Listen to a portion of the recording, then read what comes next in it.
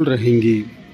श्री तुलसीदास जी चंदन उतार रहे हैं, नेत्र प्रेम आंसुओं से भरे हैं। मंदाकिनी गंगा जी के किनारे चित्रकूट में मौनी अमावस्या के दिन बैठे हैं, चंदन उतार। भगवान प्रकट हो गए, बाबा थोड़ा चंदन हमें दे दो। श्री तुलसीदास जी ने सिर झुकाए झुकाए उत्तर दिया, भैया हम वैसे ही बहुत परेशान हैं, किसी और से मांग लो, घाट पर बहुत से पंडे हैं, हमें हमारे हाल पर अकेला छोड़ दो। राम जी मन ही मन हंसे कि जिसके लिए परेशान है वही तो सामने है। भगवान ने कहा कि बाबा चंदन दो चाहे मत दो, पर एक बात बताओ, क्यों रो रहे हो, कौन खो गया है तुम्हारा? श्री तुलसीदास जी ने कहा, मेरे भगवान मुझे नहीं मिल रहे। तब तो आपके भगवान बड़े कठोर हैं, आप इतना रोते हो, भगवान नहीं मिल रहे। अब तुलसीदास जी ने सिर ऊपर किया, इनको मुझसे इतनी सहानुभूति है, तो हाथ जोड़ के बोले, ना भैया ऐसे मत कहो, भगवान कठोर नहीं है, भगवान तो बड़े कृपालु हैं, हमारा भाग्य ही ऐसा है तो वो कृपालु पर भाग्य ऐसा है मेरा, क्या करें? भगवान ने कहा, रे रे रे रे, हमें बड़ा दुख हुआ आपकी यह दशा देख, और आपके भगवान से भी हमें शिकायत है। भगवान ही कह रहे, अब बोलो भक्त हैं तुलसीदास जी, राम जी हैं भगवान, भक्त भगवान दोनों मिल गए, पर मिलकर भी नहीं मिले, और भगवान के साथ यही सबसे बड़ी कठिनाई है। एक संत कहते थे कि जगत के पदार्थों की प्राप्ति अप्राप्त की प्राप्ति है। जगत के पदार्थों की प्राप्ति, हम उसी की तो कामना करते हैं जो प्राप्त न हुआ हो, अप्राप्त की प्राप्ति है, पर परमात्मा की प्राप्ति तो प्राप्त की प्राप्ति है। वो तो मिले हुए हैं, खोया होए तो फिर मिले, और रूठा ले ही मनाए, और मिला रहे फिर ना मिले, तासों कौन बसाए। भगवान मिले हैं, दिख रहे हैं फिर भी नहीं दिख रहे, नियरे होए सूझत नहीं, लानत ऐसी जिंद, तुलसी या संसार को भयो मोतिया बिंद। आंख ठीक नहीं है, पर आंख का मोतिया बिंद, ज्ञान वैराग्य के नेत्रों में राग द्वेष का मोतिया बिंद आ गया है। अंजन चाहिए, और अंजन भी कौन सा? गुरुपद रज मृदु मंजुल अंजन। जिन आंखों से राग द्वेष के कारण हम परमात्मा को नहीं देख पाते, मन की उन्हीं ज्ञान वैराग्य की आंखों में जब राग द्वेष का मोतिया बिंद मिटाने के लिए गुरुदेव के चरण धूलि का अंजन लगाते हैं, तब हम भगवान को देख पाते हैं। यह गुरुदेव की महिमा है। कहते हैं तुलसीदास जी, राम जी हैं भगवान, लेकिन आवश्यकता है गुरुदेव की। तो गुरुदेव बनकर बोले कौन? हनुमान जी। आवाज सुनाई पड़ी, एक सिद्ध पुरुष बैठे थे, वे अपनी भाव दशा में आनंदित होते हुए श्री हनुमान चालीसा का पाठ सुन रहे थे, और जैसे ये पंक्ति आई, शंकर सुवन केशरी नंदन, कहने लगे बंद करो बंद करो बंद करो, अशुद्ध पाठ मत करो। अरे महाराज, इसमें पुस्तक में श्री हनुमान चालीसा की प्रति में यही लिखा है।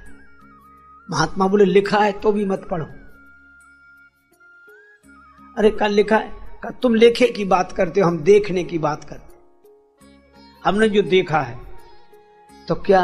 महात्मा बोले शंकर सुवन केशरी नंदन मत कहो, ये पढ़ो शंकर स्वयं केशरी नंदन। शंकर जी ही श्री हनुमान जी के रूप में प्रकट, शंकर जी ही श्री हनुमान जी के रूप में प्रकट हुए। प्रगटे श्री काशीश कीश बनी, राम भगति के काज। श्री शंकर जी हनुमान जी के रूप में आए। अच्छा, शंकर जी कौन? शंकर भगवान सदगुरु हैं, वंदे बोधमयम नित्यम गुरुम शंकर रूप। तो शंकर जी हैं गुरुदेव, और उनके अवतार हनुमान जी। तो हनुमान जी गुरु तत्व हैं, हनुमान जी गुरु हैं, इसलिए गुरु को पाना हो तो हनुमान जी को देखो। हनुमान जी के रूप में सदगुरु मिल जाते हैं। अच्छा, और एक बात कहूं, तुलसीदास जी को हनुमान जी गुरु रूप में दिखाई देते, पर एक भक्त को हनुमान जी मिले, वे हैं भगवत भक्ति भूषण परम भागवत श्री भरत जी। हनुमान जी अयोध्या में संदेश लेकर आए कि श्री राम जी आ रहे हैं। श्री भरत जी ने जो यह समाचार सुना, आप कौन हैं? इतने परम प्रिय वचन सुनाने वाले कौन हैं? हनुमान जी विप्र रूप में आए थे, प्रकट हो गए अपने वानर रूप में, और यही कहा, जी ने कहा कि मैं पवन का पुत्र हनुमान। श्री भरत जी आपसे पहले भी मिला हूं, आपका दर्शन हुआ है पहले भी। हाँ, अरे हनुमान जी। श्री भरत जी ने भुजाएं बढ़ाई, हनुमान जी को हृदय से लगा लिया, अत्यंत आनंदित हुए।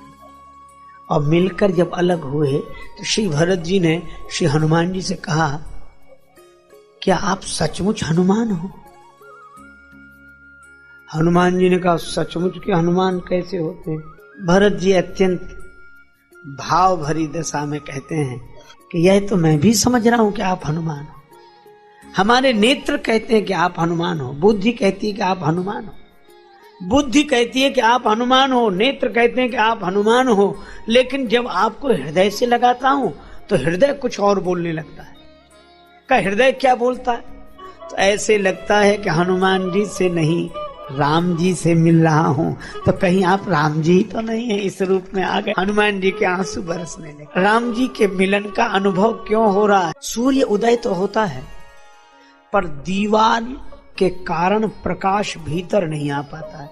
जैसी प्रकाश बाहर भीतर आना चाहता है, अच्छा अगर दीवार की जगह द्वार हो तब तो प्रकाश को आने में कोई कठिनाई नहीं, द्वार से तो प्रकाश पहुंच जाता है, दीवार से नहीं पहुंचता।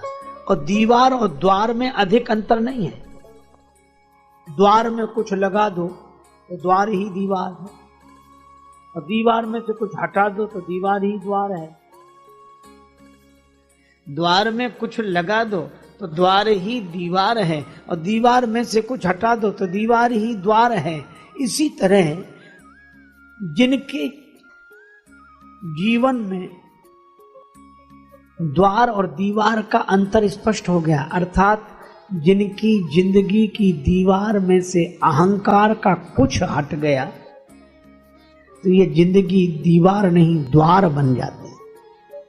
अहंकार का कुछ हटते ही जिंदगी दीवार नहीं द्वार बन जाती है, और अहंकार का कुछ लगते ही यह द्वार ही दीवार बन जाता है। हनुमान जी में अहंकार का कुछ नहीं है, इसलिए उनका जीवन द्वार है, का जीवन द्वार बन जाता है। इसी तरह अहंकार का कुछ हटते ही परमात्मा प्रकट हो जाते हैं उसके जीवन में। तो हनुमान जी का मिलना तो भगवान का मिलना है। भरत जी को भी लगता यही, और श्री विभीषण जी को भी लगा कि तुम राम दीन अनुरागी। सदगुरु का जो स्वरूप है वो दर्पण है, और दर्पण में उसका कोई अपना चेहरा नहीं होता, इसलिए सबके चेहरे उसमें दिखते हैं। मैं न बंदा था न खुदा था, श्री स्वामी रामतीर्थ जी महाराज कहते हैं, मैं न बंदा था न खुदा था, मुझे मालूम न था, दोनों इल्लत से जुदा था, मुझे मालूम न था, और वजह मालूम हुई तुझसे न मिलने की है सनम, मैं ही खुद पर्दा बना था, मुझे मालूम न था। श्री हनुमान जी को देखकर विभीषण जी के मन में प्रेम उमड़ रहा, ये भक्ति। तो ये प्रेम क्यों उमड़ रहा है? क्योंकि हनुमान जी के पास भक्ति प्रमाण राम रसायन तुम्हारे पासा। तो इन तीनों के लिए अलग अलग भटकने की आवश्यकता नहीं। जाके गति है हनुमान की, ताकि पैज पूज आई यह रेखा कुलिस पसान की, अघटित घटन सुघट विघटन ऐसी विरिदावली नहीं आन की, सुमिरत संकट सोच विमोचन मूर्ति मोद निधान की, सानुकूलता पर गिरिजा हर लखन राम अरु जान की, तुलसी कपि के कृपा बिलोकनि खानी सकल कल्याण की। हनुमान जी की कृपा से सब संभव है। बस अभिमान छोड़कर कोई उनका हो जाए। लेकिन हमारे साथ तो अभिमान ऐसे लगा हुआ। एक भिखारी किसी घर के द्वार रोज आता भिक्षा मांग, रोज आता भिक्षा मांग। वृद्धा बैठी रहती द्वार पर, मना कर देती बुरी तरह, चलो बाबा कुछ नहीं, चलो तुम्हें और कोई काम नहीं, यही घर मिलता है, रोज आ जाते हो, चलो कुछ नहीं। रोज मना करती पर भिखारी ठहरा, वह भी रोज आता तो बढ़िया फिर मना कर दी। ये नियम था, वो मना करना बंद न करे, वो आना बंद न करे। एक दिन वो वृद्धा कहीं गई थी मोहल्ले में किसी के यहां, पीछे से वो भिखारी आया तो बहू थी घर में, कुछ मिल जाए भिक्षा। तो बहू ने कहा कि बाबा जाओ, कुछ नहीं है, जाओ। भिखारी चला गया। रास्ते में वो सास मिल गई, कोई वृद्धा। कहां गए थे बाबा? तुम्हारे यहां गए थे, कुछ मिला ना? क्यों? बहू ने मना कर दिया। बहू ने मना किया? बहू कौन होती मना करने वाली? चलो लौट कर। भिखारी ने सोचा इन दोनों के झगड़े में हमें फायदा, वो भी आ गया।